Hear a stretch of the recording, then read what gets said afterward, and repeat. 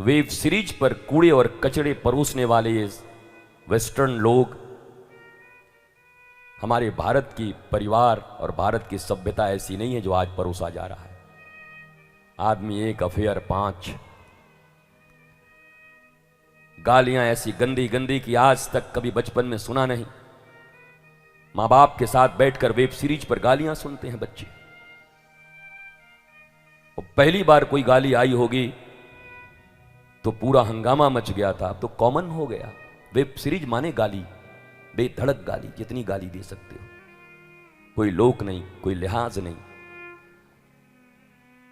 अपने बच्चों को इसी औरे में पाल रहे हो और पालने के बाद सोचते हो कि जब मैं बूढ़ा हो जाऊं तो राम की तरह मेरी सेवा करे, श्रवण कुमार की तरह मेरी सेवा करे, दुर्योधन की तरह जूते लगाएगा, जीना हराम कर देगा तुम्हारा।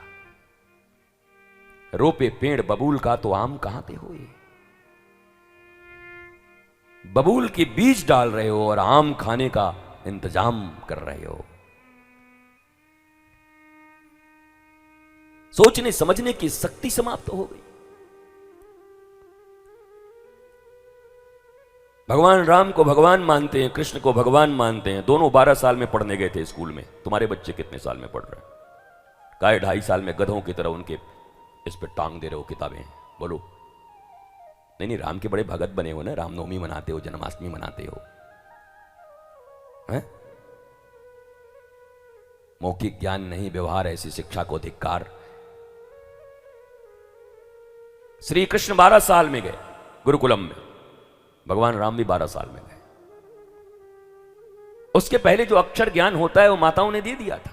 अक्षर ज्ञान होते हैं, थोड़े कुछ ये सब नॉलेज होते हैं, वो सब बच्चों को दे रहे थे। ऐसे तीर चलाते हैं, ऐसे दौड़ना, ये करना।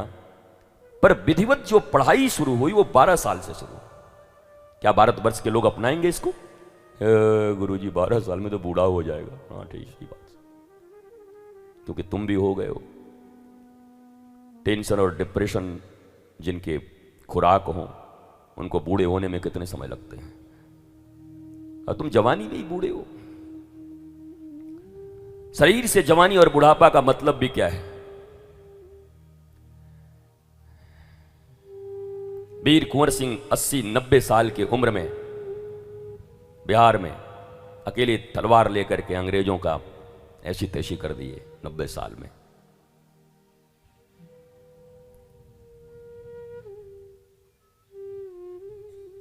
ये श्री राम और श्री कृष्ण की कथा मनुष्य को प्रज्ञावान बनाती है। तुम प्रज्ञावान होने आए हो यहां पर। ये कोई अनुष्ठान नहीं, एक उपासना नहीं, कोई कर्मकांड नहीं कि आ गए, मुंह उठाए और तिल और जौ लेकर के स्वाहा स्वाहा 2 बार करके चले गए, हमने यज्ञ कर दिया। श्रीमद् भागवत हो, श्री राम हो, इस कथा के साथ यज्ञ शब्द लगता है, ज्ञान यज्ञ लगता है।